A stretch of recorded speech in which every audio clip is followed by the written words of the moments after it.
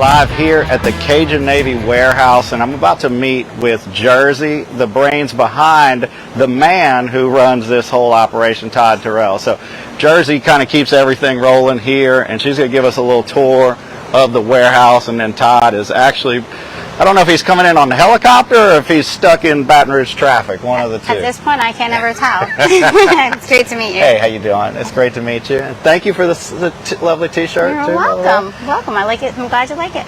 So, kind of tell us where we're at here. This is massive.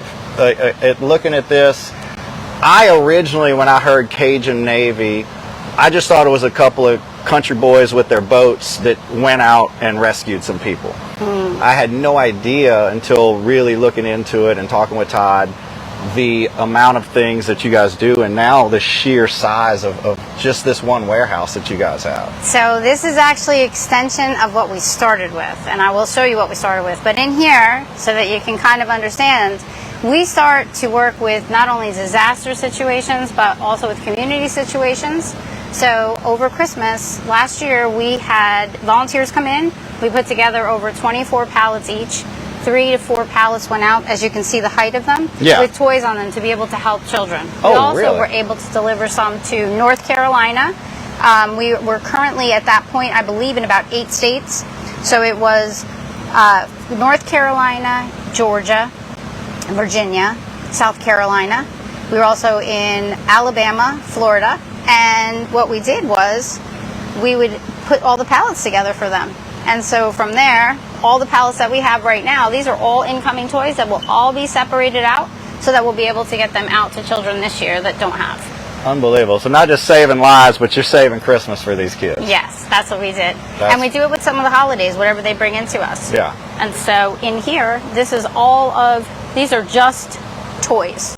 And as we move throughout the warehouse, each area is designated with clothing or items that people may need. So if they need tools, if they happen to need things like socks or underwear, shirts, t-shirts, things like that, this is kind of what we've just started. And because we're transitioning with more items, we are fully blessed because these are people that have actually sent us things that we sort out and we get ready for a community, whether it's an event or it's a community organization or a disaster. So, and all this stuff looks new. It is, and that's why it's such a blessing. So we're not getting just, we do get things that are donated to us. Right. And we also get things that are gently used, but primarily because of how many different locations, as you can see, we're very blessed. So these were all sorted out by size. Most times when things come in, they just have to be undone and looked through and sorted. But these are things that the children will have, the adults will have, and we had some great people that have come in to help us to get us where we are. So we do things like that. If somebody in the community actually is looking at starting a new job, we also do things like pantyhose or semi-uniforms so that they can start their beginning. Go on an interview and go to work in actual business attire. Exactly. And that's kind of what happens here. So as you move through the warehouse, you will see we get everything from chips to hygiene products to toilet paper to sanitizer to toys to pillows. Right now they have so much that has come in that we had to find space for it. And as we move through, you're going to see what I mean, because one of the biggest things that we do around the holidays is coats. So our coats have been basically spread out all over right now. So looking down here, it doesn't seem like much, but at the end of the building right there, we actually have 14 pallets of coats set up. Oh, wow. That are ready to go. Yeah, and throughout here, we have more that are set up. And then I see the original warehouse ahead of us that you can't quite see right now, but that is full. It looks like 10, 15 feet tall from wall to wall with pallets and supplies.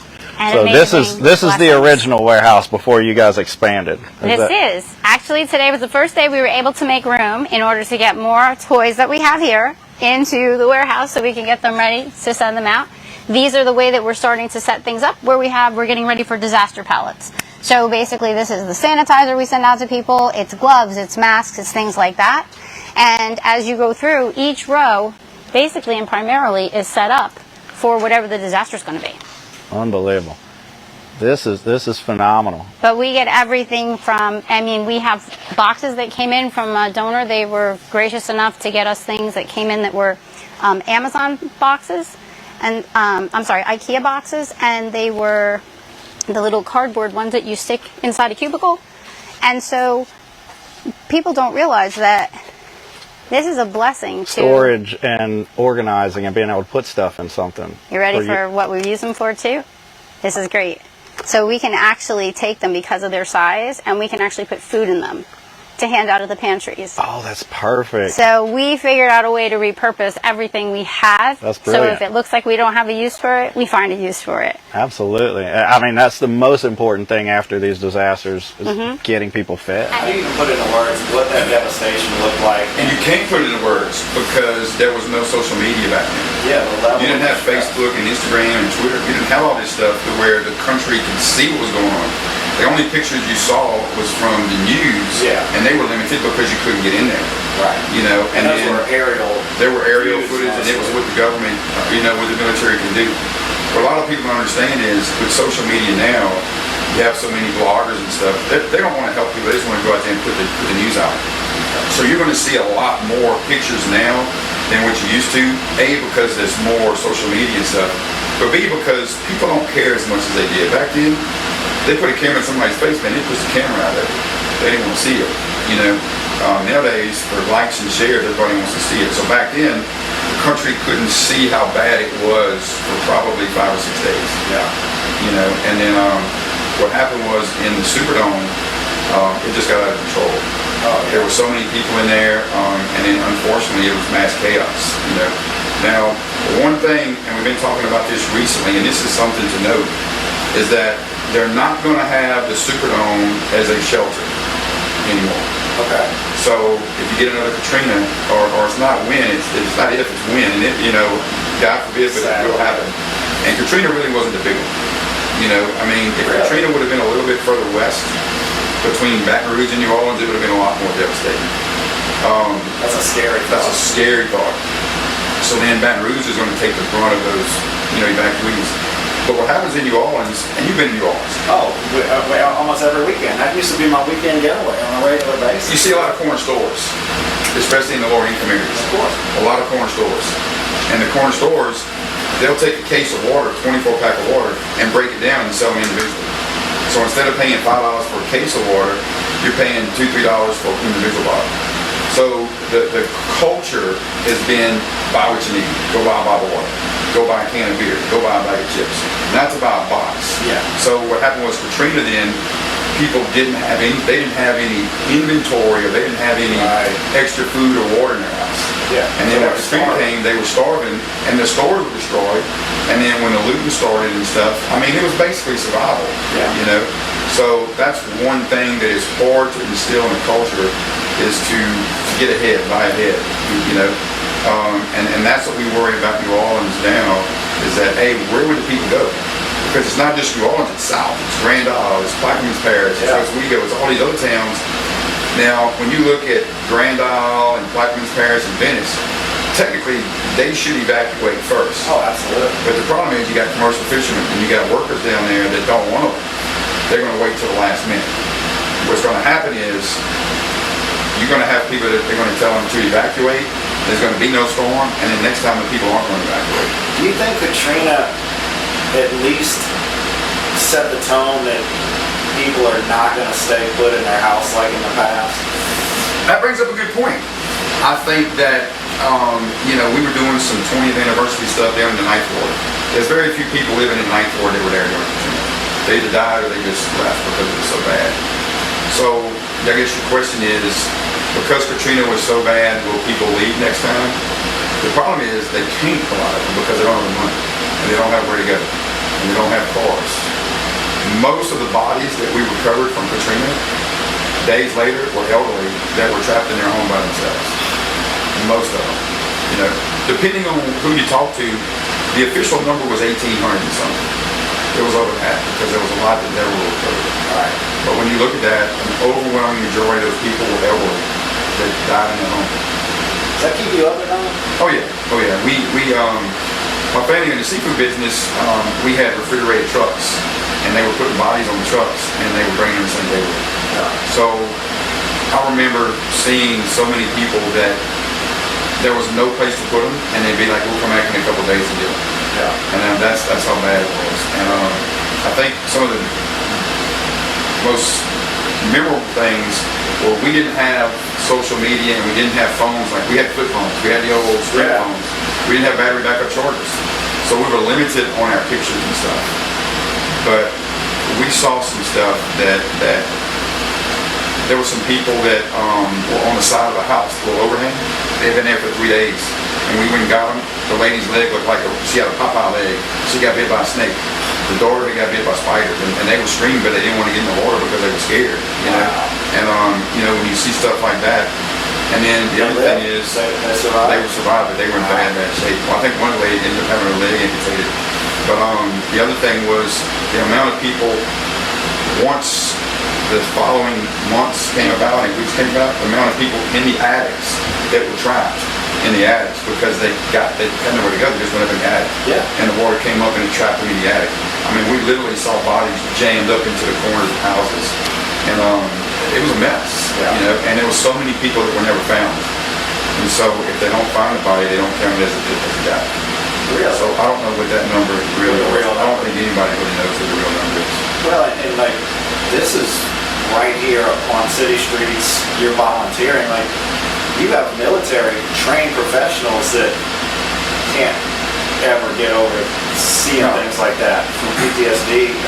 We in Texas, the Texas flooding most recently, we had some frogmen and some seals, and some of them broke down as they were finding these little kids because they had kids. All right, and some of these guys saw some pretty good combat. But when you see a kid, it changes a little bit. It's a little different. And you know, when you're trained to go into combat, it's a little different when you see bodies. You know, not that it makes it any better, not that it makes it any easier, but the difference is when you see a family hold up in a corner or hold up in an attic that were probably praying before they drowned, it changes you.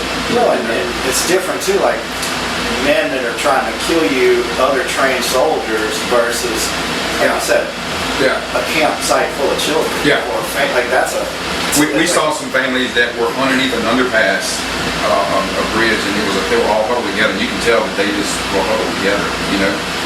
But the flip side is we learned a lot from Katrina.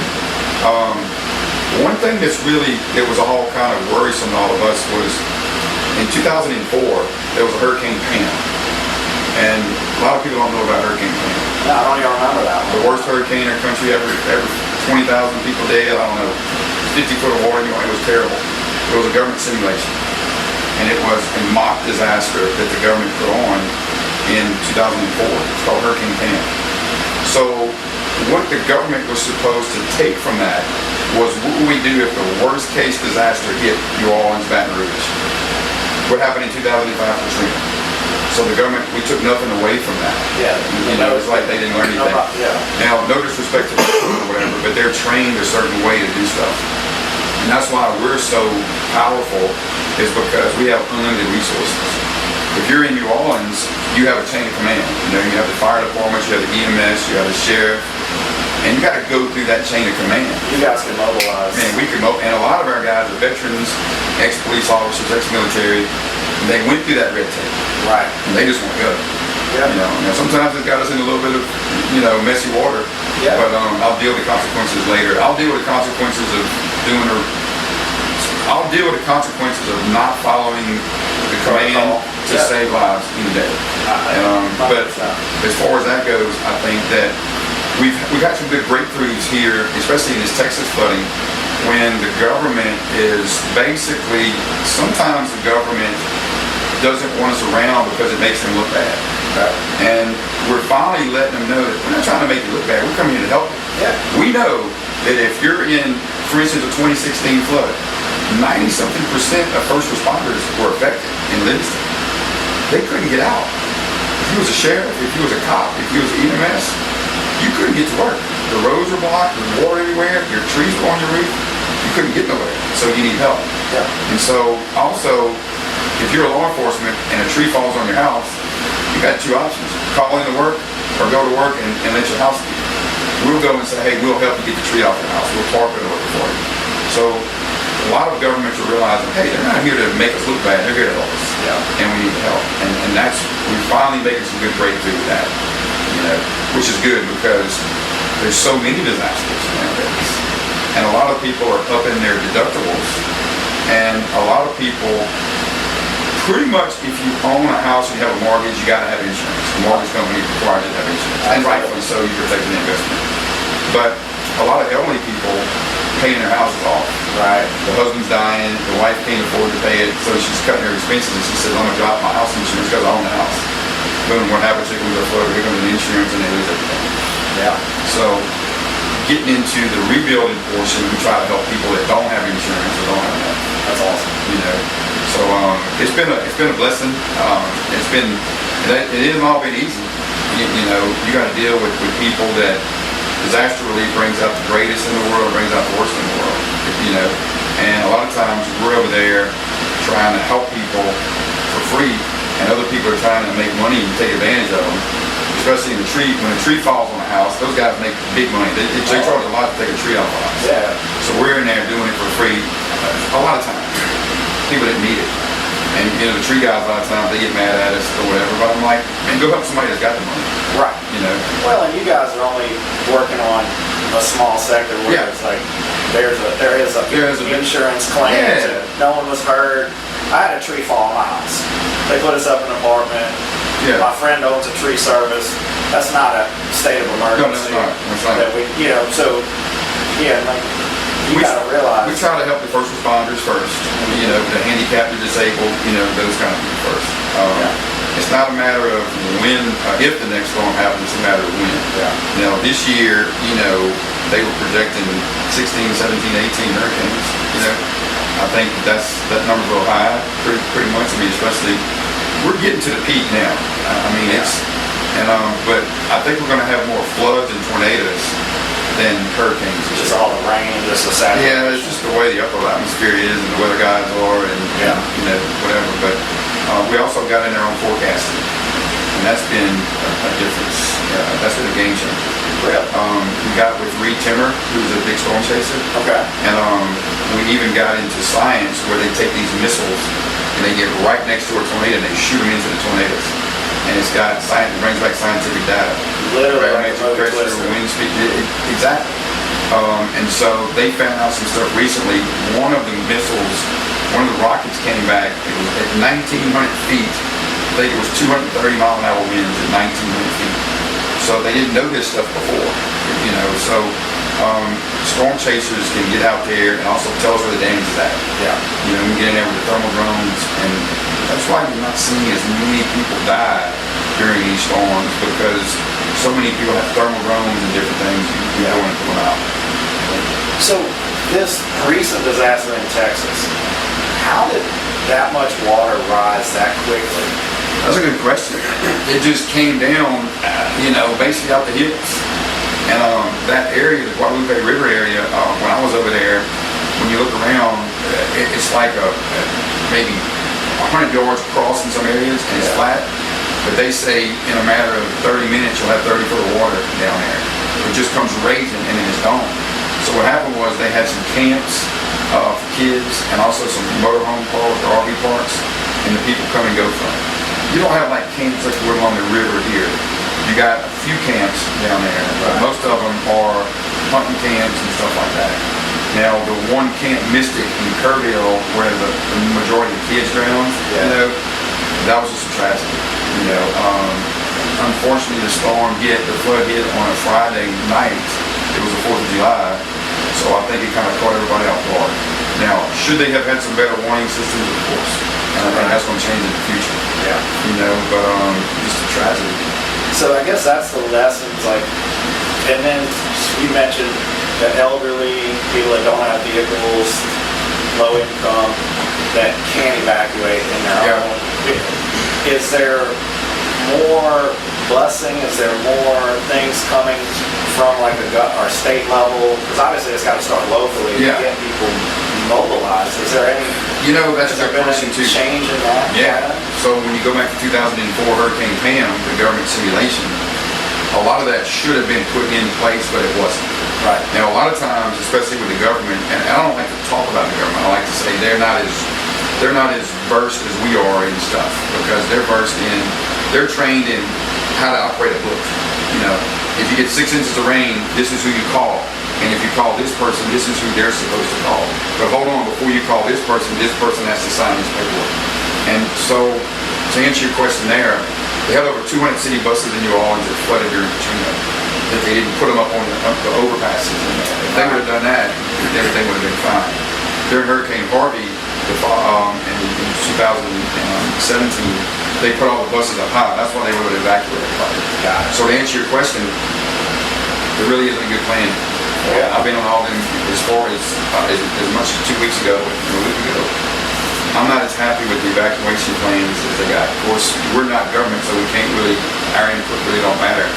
But the biggest thing is, if you have a storm that's wishy-washy, when I say wishy-washy, it might be going to Grand Isle, it might be going to Biloxi, it's coming this way, but you don't want to leave it at the last minute. You want to leave it at the last minute. At what point do you say mandatory evacuation? Yeah. You know, and then if you make the wrong call, people are upset, but they're not dead. They're not dead, but they don't have the money. Yeah. They don't have the cars. You know what I'm saying? That's why you have so many corner stores in New Orleans, because people don't have vehicles. They walk to the corner store or they get a ride there. Yeah.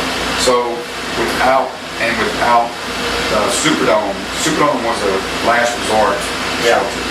That's not there. So the bus system, and then where do you bring them? You know, because Baton Rouge is struggling right now. Oh yeah. And where do you bring them? So you saw the traffic coming here today. God, that's terrible. You know, and they working on the interstate here. They're whatever they do in 4-lane, 5-lane, and it's the worst possible time. So I think, unfortunately, it's the perfect storm for something to happen if the storm hits. That's why we're hoping one doesn't come this year, because we need more time. Well, like you see, I know from the mortgage industry, I saw when they were talking about dismantling the CFPB, another unnecessary oversight agency when there's already 50 local oversight agencies for mortgages.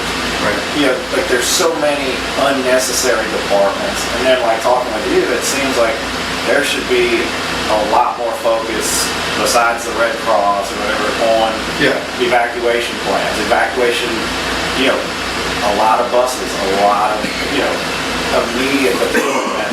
And it sounds like even after Katrina and after North Carolina, we saw, North Carolina, it looked like nothing was happening up there. Yeah. You know, I can tell you this much, and for everybody to feel safe, we as an NGO, non-government organization, we have our own government, we have our own system of doing things. Yeah. First of all, church, that's the best place to do stuff, you know, after a disaster hits. Because churches have a building and they have volunteers, right? They have church members. So when we do a supply drive, or when we're collecting supplies, we're giving them out, we go to a church. They got a parking lot, they got a building, they got members, and they can reach out to us. That being said, the government, exactly what you just said, how do they get people out with buses? All right, well, where do you get the drivers from? Suppose the drivers are affected. Suppose their house is affected. Suppose the drivers of these buses evacuated to Baton Rouge or whatever. So then who drives them? So that comes a lot of drama there and problems there. So from us, what we do is, we could go on social media, we could go through our network and say, hey, we need vans, we need buses, we need trucks, we need stuff. Let's get in and work. There's about a dozen or two nursing homes in New Orleans that we kind of are on standby to evacuate them if something happens. We also work with a company called Pharmacy America. Okay. And they have assisted living and pharmacies across the country. And so we're on standby with them when a disaster hits. And we've been mobilized 6 times in the last 4 years, during freezes, during hurricanes, during floods, to bring doctors and nurses to and from their facilities if the roads are frozen or if there's floodways or whatever there. And also, we go in and bring medicine to the facilities, to the pharmacies and stuff like that. So that's something. Now, the government, Acadian Ambulance has been a good, working with the government, you know, they've been pretty good. Yeah. But they're only good as if the roads are open. What happens if the roads are flooded? What happens if the trees on the road? Yeah. And that's what we come in. So we work with Acadian in some good places to say, hey, If you got to get in here and evacuate something, we'll go in and clear the roads. We'll have boats. If you got some hospitals or nursing homes that have major stuff, we'll bring the airboats and pull them out. Do you guys get government funding or grants? Not a dime. You guys all part 4 years. private? All private. I've tried to stay away from it, first of all. Well, then it would get logistically Yeah.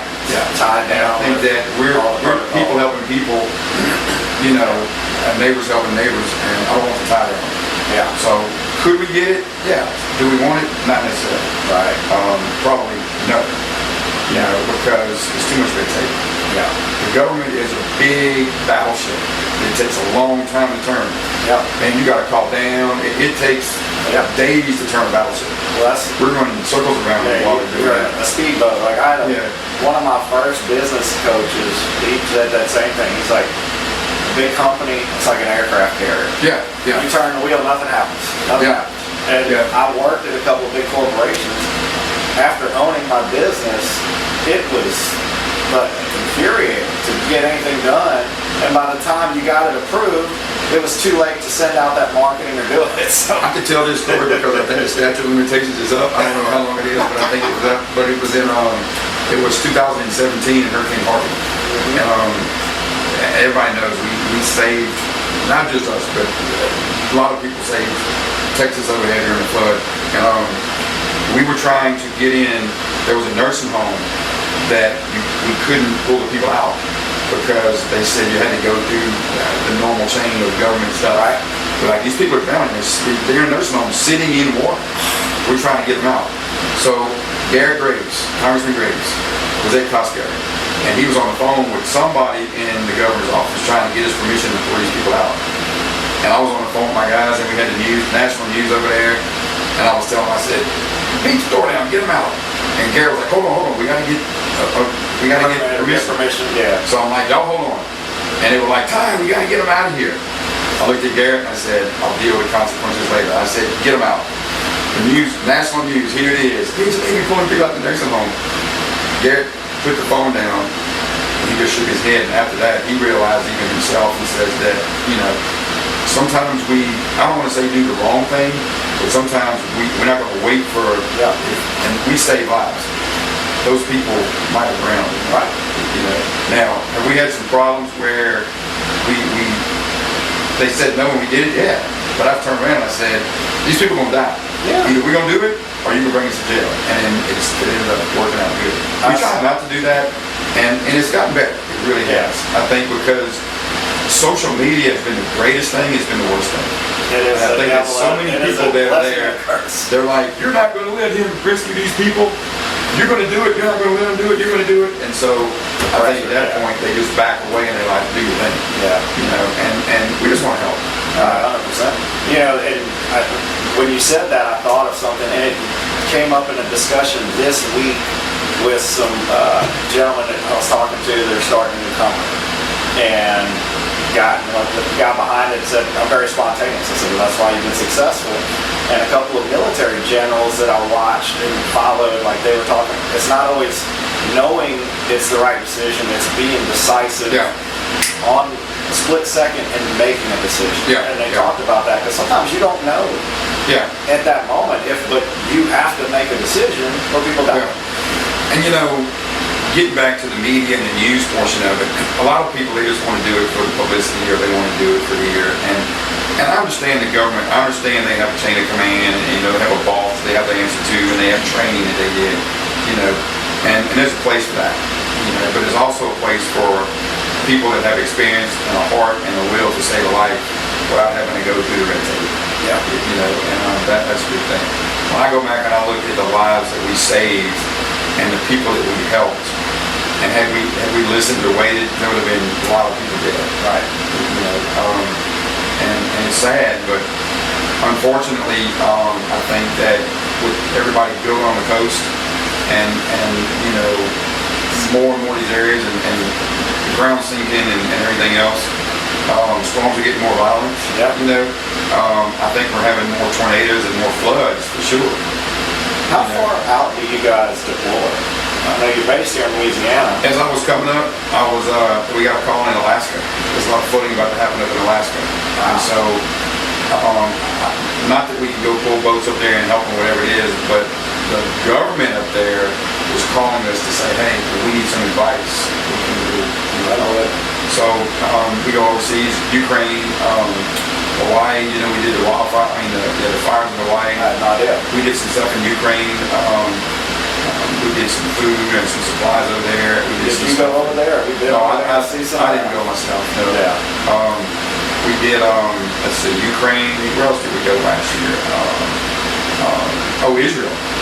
We have a mass gathering chaplain, and they have these comfort cups. This little 5-pound therapeutic bear, and it's proven that it gives comfort to somebody in the time of loss.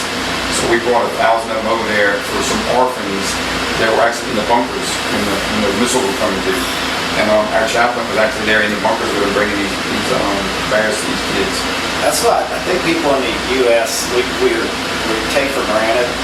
Yeah. How really fortunate we are in this country when you see what they live in Ukraine Yeah. or in war-torn areas, like you said, kids in bunkers. Like no one. We have some storms here, but no kids are in bunkers. These are orphans. These were orphans too, much less that. These were orphans that had no family, and we take things for granted, we're a wealthy country. We're also a poor country, and I think sometimes the wealthy look down upon what we're doing, and it's kind of sad because they don't want to help because they think it would never affect them. They think because they've got big insurance policies and this, that, and the other, that they don't need to help us. California wildfires change that perspective. Prime example, they change the perspective, yeah. But what they don't realize is these ambulances, these fire trucks, these police officers, they have to get down the road and they need help a lot of times. So, but it's been a good thing. I think that what's really helped us out has been the events that we do, the fishing tournaments and the grandparents helping grandchildren and stuff. Where do y'all publish that? Like the different events and stuff? Facebook is the most that we do. I know Facebook is old school, We're old school. Yeah, and so we don't depend on social media like that. Yeah. We don't do send us money so we can go do something. In Texas, you get LSU, 100,000 people in the state. Everybody's like, go Tigers. You get one Alabama fan that's go like a donkey. Next thing, nobody wants to fight each other. So for us, you got millions of people that are saying good job. You got one person that likes to chit-chat a little bit. And we had this one guy that said that we were out there using it to raise money. Well, people jumped on him because all throughout the Texas flood, we said send money to the Centerpoint Volunteer Fire Department. We didn't raise any money during the Texas flood. We said send it to Centerpoint. And we were trying to raise $250,000 for them. And we didn't realize that there was going to be so much people helping Centerpoint. And I think that Centerpoint, with all the other Good Morning America and all these other shows, I believe Centerpoint raised $750,000. Yeah. Which is a good thing. Absolutely. So fundraising has been always on the back burner for us. God provides. There's been a lot of times where I'm like, man, I don't know where we're going to get the money to pay this rent. Next thing you know, here comes somebody and they say, hey, y'all need some help. And so it's been a blessing. But we try to help everybody. We're volunteer based. It creates a problem sometimes because not every volunteer is a good volunteer. Right. We depend on spontaneous volunteers, and sometimes that spontaneous volunteer that we need because they got a big jacked up truck and the water's high. People need to be rescued. 2 days later, this person becomes a problem. So, but we've got some ex-military. We've got a colonel, retired colonel, that's actually with us. We have some incident commanders that were out in the military, and they come around and kind of organize stuff. So, when you guys, because like you said, this is very spontaneous. How do you mobilize? How many people handle the logistics and coordinate all that? Because it depends on the storm. A hurricane, the good thing, if there's anything good out of a hurricane, we know days in advance what's going to happen, so we can mobilize fast. When the Texas flooding happened, we were actually in Grand Isle at a concert we were putting on. Okay. And I had like 30 people. We took fishing down there, Reed Timmer and some other guys. And it was about 8 o'clock on Friday. The concert was about to start, and I started getting some calls about the Texas flooding. And I was like, man, we over here in Grand Isle. I said, we're going to have to wait till tomorrow. They said, Todd, dude, we need some people over here. I said, how bad is it? They said, we don't know yet. I said, well, how do you know it's bad? They say, because the water rose 30 foot in the last 20 minutes. And so immediately, so within an hour, we had a dozen people on the road to go over there because we knew it was going to be bad. So we can mobilize pretty fast. But we had 6,000 volunteers in the system a year ago. I checked it the other day, we almost doubled that. We got about 11,000 in the system. And so we have people throughout the country that have boats and trucks and dive gear. So we need somebody in a certain area for a specific thing. Yeah. We put a text out, an email out, and a call out for that area. So that's how we're able to do that. Yeah. And then, depending on where the disaster is, if we don't have a big leader there, we'll put one of our guys on a plane, or I'll go, right, around. You pretty much got to have somebody in high up in our group to get them started. Right. Because if you just give somebody the authority to say take off with it, they'll. Well, some people don't know what to do. Yeah. They've never been in Some that do too much situation before. Some do too much. Yeah. But it's been great. It's been a good thing. I think that we have 3 ambulances that are like mobile commands, but they're also able to take care of people if they have medical conditions. Yeah. A lot of times when you rescue somebody, they're having strokes or medical conditions, they forget their medicine, if they don't have their medicine or whatever. And also, we want to make sure everybody has their shots, their tetanus shots, and this, that, and that. So we do that. We just got a 40-foot mobile command that actually has an office in it, like it's a desk in there, and 6 to 10 people can sit in there, and we can, take notes. Spiritual and emotional counselors can get in there and help people, and then get out to the people. Yeah. So we do everything the government does and more. Yeah. We just don't have a good team. So 11,000 plus volunteers now. If people out there watching want to get involved, how do they reach out to you guys and enroll? What kind of screen? What do they need to If they go to UnitedCajunNavy.org, they can fill out a volunteer form. And what we do is the volunteer form, it asks you, of course, basic information. You have a CDL, you have a commercial driver's license, right. If you have a tractor, if you have a boat, if you have a helicopter, if you have a plane, it'll ask you stuff. It'll say, you just want to be just a generic volunteer. You want to come help at a distribution, you know what I'm saying? Do you want to help with social media? And then once we log that in, we'll put a call out if we need you in that area. Now sometimes we don't need them during a disaster, we need them for an event. 2 weeks ago we had a fishing contest where we had 200 kids, so we needed people to come help tie the line and put the hooks on there and show the kids how to do stuff. Yeah. So it's not just during a disaster. Right. Every now and then y'all get to have a little fun. Yeah, I mean, it seems like that's getting less and less. Right? Yeah. We just got this, Havoc Boats just donated a boat to us. And we work with Garmin and Minn Kota and Humminbird. Yeah. And this thing here is, I mean, you can see it's better than a video game. I mean, we had some guys who went on to Sam Rayburn Lake and they took their bait and went down 50 feet. You could see the bait going down, and he was like, look, there's the fish. And boom, come out and hit it. But the good thing about it is you can see bodies when we're trying to do recoveries. Yeah. Whereas the old school sonars, you couldn't really determine. You could tell if it was something down there, where there was a lump in the ground or whether it was a tree or something. You knew that it was something. But This is like 3D. This here is 12. I don't know what it is. Oh, It's got screens. It's got screens that big on there. That's not right. And so we'll be able to do that a lot better. The other thing is the Coast Guard and law enforcement only looks for like about 48 hours at the most of the time for bodies. Oh, yeah. So we come in after that and take over from the families. The other thing that we do is we help the government in areas coordinate volunteers. Because a lot of people want to help.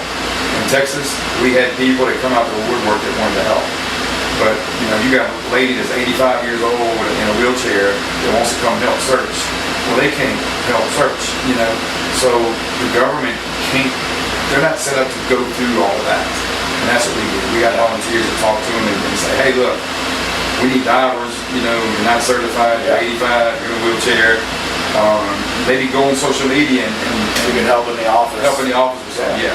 We try to get as many people to help as we can, but social media is a problem sometimes. You got people that want to come in and use our platform for their platform, and you got to watch them and monitor them, but social media is great, but it's also it's a mess. I joke and Trey, my show producer and stuff, like I'll joke every now and then when someone goes and gets the food, but they got to get it on video of them giving it out. Yeah. You know, like, come on, Yeah. like, just do it. Like, if you're doing it just to put it on social media, because again, that person who's starving, maybe they don't want to be broadcast on television. Like I said, Yeah. I know what you mean exactly, because there's some of that, to me, it's not genuine when it's done for social media of you being like if you were really doing that in your spare time off camera, it'd mean a lot more. And we also got to be careful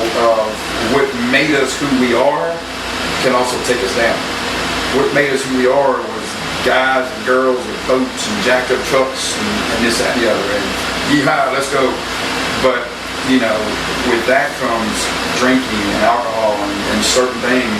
Where on the weekend, the reason these guys have these boats and trucks is and forward is they go drink on the weekends and hang out with their buddies. Nothing wrong with that. No, That's country boy having fun, going fishing. But when you got a disaster going on, they can't have that. and you got, Pierre Boudreau, and he's got 15 beer cans in his boat, and he's trying to put people in the boat. You know what I'm saying? It's a bad look for us. Yeah, and it's a liability. Oh, it's a liability. Now, we had an issue in Florida a couple years ago where, and it was bad, they were rescuing people, saving lives, and they were doing a great thing. I start online, I see there are a bunch of drunks out there. We had some guys, at the end of the day, in the middle of nowhere, they were drinking beer. And I told them, I said, I'm not trying to be the Gestapo on that. I said, but look around, you got these people taking pictures of you, you know what I'm saying? And I can't tell you what to do as a volunteer at 9 o'clock at night when you're about to go home and you're drinking, but you've been rescuing people all day and they're taking pictures of you. Be careful. So we almost have to have like social media police officers, when I say police officers, social media control on our part to make sure that gets it, because these guys with these boats and these trucks and all that, they like to have a good time, they like to have fun, and so, but that's who made us who it is, who we are. It's phenomenal. Like what you built, and like you said, you built it on faith and on wanting to help people, and from your own, like you live. I think that's what made it so powerful, is that I went through it. I know what it's like to lose everything, and I know what it's like to not have help. I mean, when we lost everything in Katrina, there wasn't no help. I mean, we were the help. Right. We lost it, I think we were still helping people, But I think that, fast forwarding to now is the social media being the greatest worst thing. I think that people can really see where the need is, and we can get money's assets in a lot faster. Yeah, and it can be a great tool. Yeah, Absolutely. Yeah. Now, one thing, and we haven't talked about that's a problem, is AI. Tell me about that. We have had this in Texas, this past storm in Texas. There's one girl that's missing still. She's 8, and she's the last girl in that camp. And the AI has said that they found her. They've said, here's the body. They've said, it's been terrible. So AI has also showed us, people were sending us images and videos where it looked like the world had come to an end, and it was not true. Oh, I've seen some of those. Those fake flood simulations. There was one that the flood, there was vehicles upside down and everything, and one of them that had the front of the truck and the front of the truck like this. It was like 2 fronts of the truck. Right. Whatever happens with AI, whatever. So that's something that we really got to be careful of. Yeah. With this AI. And the people making that, like... Yeah. They're doing it for money and likes and shares. Exactly. That's an issue too. It's pathetic that there are people like that out there, unfortunately. Yeah. But now they got these AI-generated hurricane forecasting systems. I haven't even looked into that yet. I don't know what that's all about. Yeah. It's kind of scary when you got a computer that's going to forecast whether you should leave or not. Right. But the reality is, we in the South, we live, and even on the East Coast now, we live in hurricane storm areas. Yeah. Well, hurricanes, like you said, most of the time you have one. And to me, now, like, err on the side of caution. Yeah. It's much better that you missed a day of work, or your kids missed a couple days of school, than the alternative of being trapped in an attic. And it's cheaper to buy a case of water than it is to buy a bottle of water. If you've been in a gas station and Over bought $3 for a decent bottle of water. yeah, you can get for $5, $6, you can get 24 of them. Yeah. You know what I'm saying? Hell, for 25 cents a bottle, you get them. So, but also we tell everybody, check on your neighbors and your friends and stuff. During 2016, we rescued people, they didn't even know their next door neighbors. And I'm like, what? Yeah. You know, we were in there with 3, 4, 5 foot of water, knocking on the door, and we didn't know whether people were in there or not because the neighbor said they were recluse and didn't come out the house. And I mean, that's sad in today's world, you know? Yeah. But I think that this year we're hoping we don't have a storm, you know? Be nice. And I think that, I hope everybody's wrong about the 17. If we have 17, then maybe they just go off like air and just go off in the middle of nowhere. Yeah. You know, because the country needs a budget. Absolutely. And we see, like, so my primary business, mortgage, insurance premiums through the roof. You know, because of the previous year's work. Yeah. I mean, Yeah. a lot of carriers left the state. So 2 of my biggest states, so 3 really, are Texas, Florida, and Louisiana. And Oh, wow. the insurance in Louisiana for some people's getting unaffordable. Yeah, yeah. Yeah. And you know what? The poor people that are dropping their insurance because they can't afford it. It's terrible. You know, we hear that all the time. Earlier this year in Tylertown, Mississippi, we dealt with a lot of elderly people that had dropped their insurance because they couldn't afford it. They won't fix the insurance. Yeah. And man, When you're paying $300 a month for insurance and you get an $800 Social Security check, yeah. Something's You know, gotta give. something's got to give. So, but we're here to help as many as we can. And the good thing is we're seeing a lot of people that we helped that are coming back to volunteer with us. right. So You guys work with the food bank here? Grand Rapids Food Bank? we were doing a lot with the food. We got out of food because food got short. And the problem with food is you guess the pretty pressure. much got to be in that game. You know, Right. we tried to get into it. Well, we were into it years ago, but we're all kind of competing for the same donations, Walmart, Sam's, and stuff. So we let the food banks go in early, and we do have food. We have snacks, Okay. chips, all that for our volunteers and stuff like that. But as far as the food, when we need it during a big disaster, we get it. Got it. Okay. You know, then you got rats, and you got expired stuff, and you know, Yeah, food storage and a whole different. Yeah. My friend runs the food bank. That's why I just didn't know if you guys collaborated. yeah, we get food bank stuff from time to time, but we got out of it. Just as you can see, it's hard to keep what we keep up with. Yeah, you got enough. The Right? food bank couldn't do what we do because they do just food, Right. and they do it good. Yeah, but it's phenomenal. We do a lot of cooking, we do a lot of catering during disasters.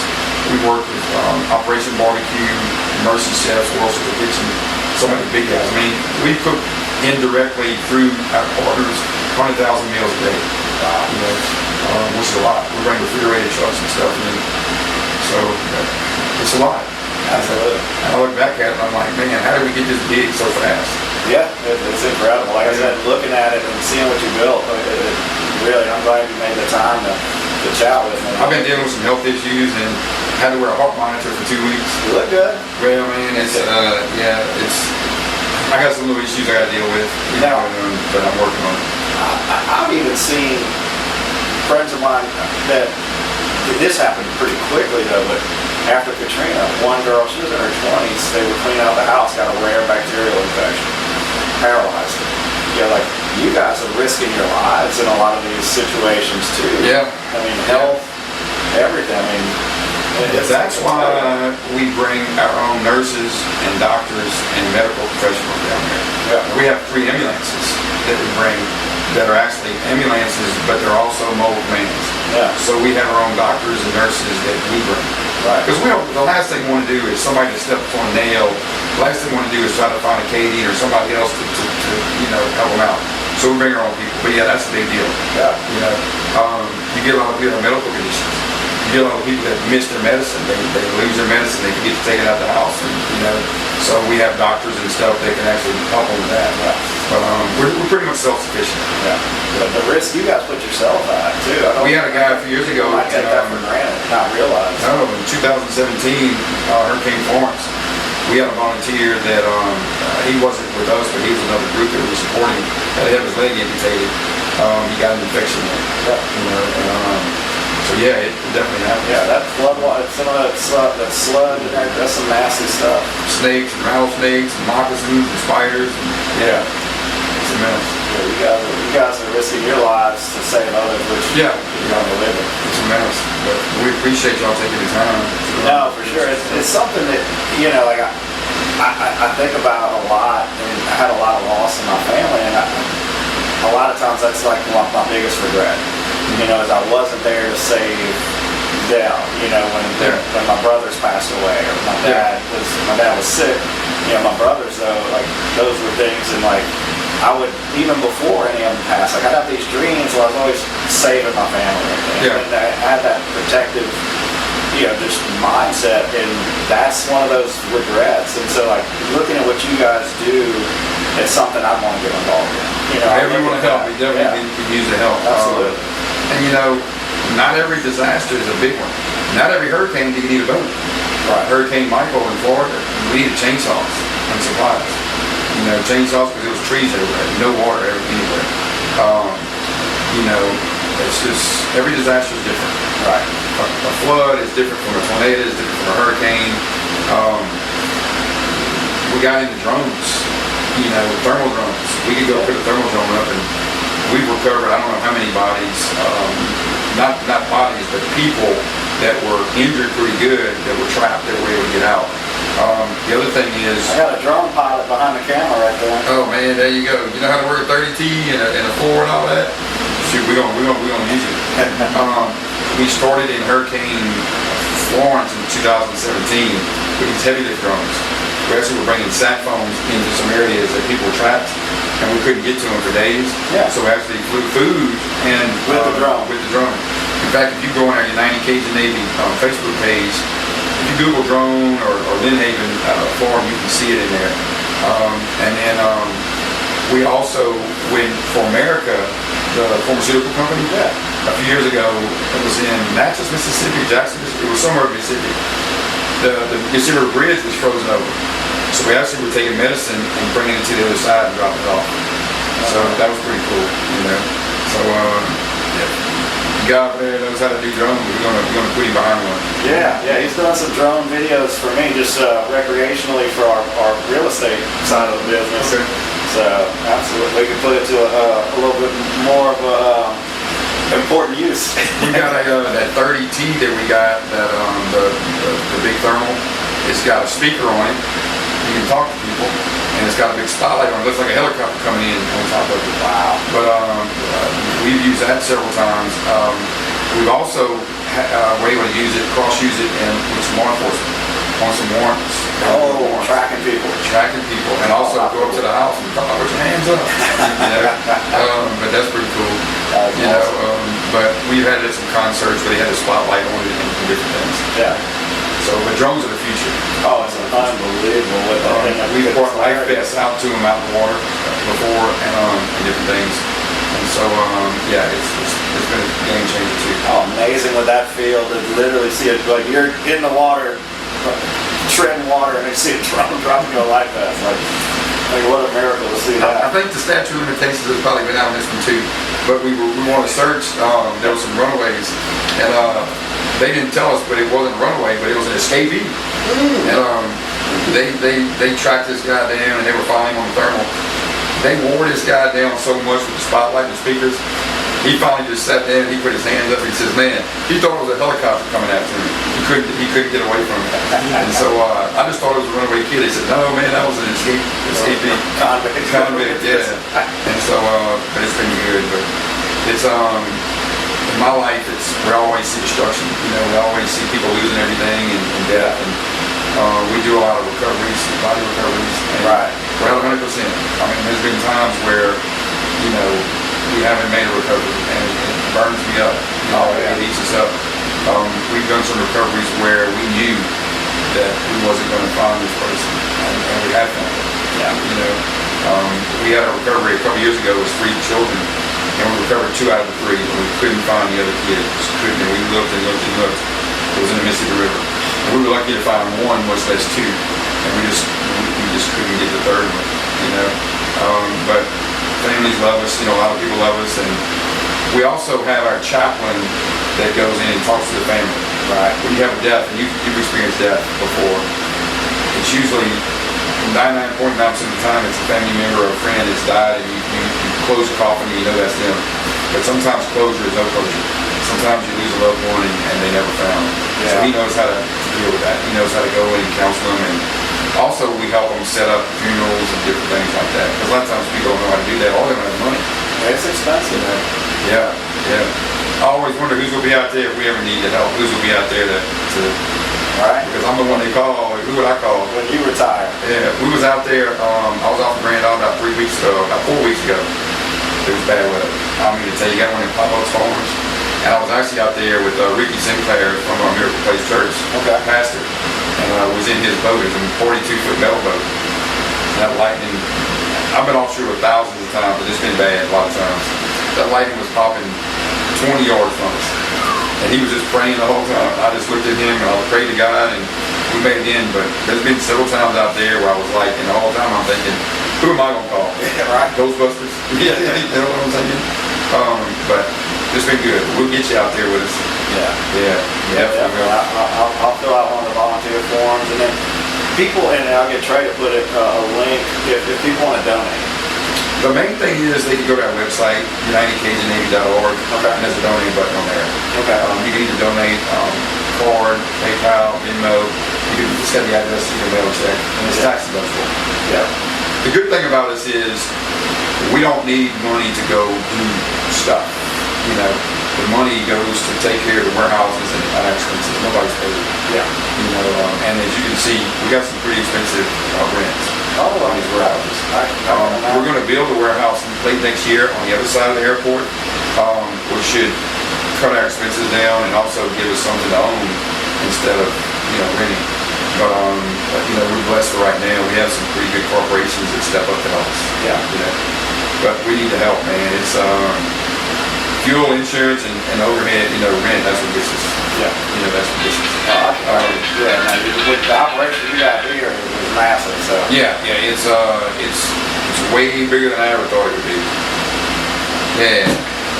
You definitely got to be proud of what you've done here, and like I said, I mean, the amount of lives you guys have saved and people you've touched, it's on another level. So. We got really big with his grandparents raising grandchildren. Kathy Coleman, she's local here, but she does it all over the state. And we got so involved in that, we're doing that all over the country. Louisiana's number 3 for the amount of grandparents raising grandchildren in the system. But that's just the ones in the system. That ain't counting the ones that aren't in the system. But you only know about it. And then, when you think about it, with incarceration, drugs, single families, grandparents are having to raise these grandkids. Right. And a lot of these grandparents, they're just trying to struggle out the last few years of their life. Yeah. They're on fixed incomes, they got flip phones, and kids are bad today. Let's just say some kids are bad. And if they don't have the latest iPhone, they're going to act a donkey. So, the grandparents need help. So we'll help them, personally themselves with supplies or household stuff or kids' clothes or something. Try to take that burden off of them. Because that's a problem in today's society. Yeah. Well, that's like all the things that I had no idea outside of the big storms. Like all those extra things that you guys are doing for the community and humanitarian work like that. But yeah, it's a lot. Yeah. And these fishing tournaments, we give these kids these fishing poles to go home with.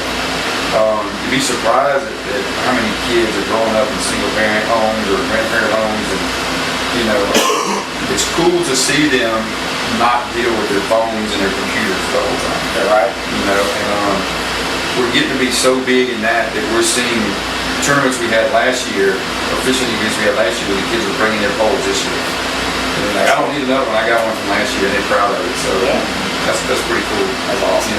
And we also got with Jimmy Allgood with Redneck Adventures, and where Jimmy's broadcasting high school football games. There's a lot of schools, Catholic high, I'm not just picking on schools, but the bigger schools that get the love. They get the game of the weeks because they're the big schools. Oh yeah, our son played quarterback, won a state title at Catholic High.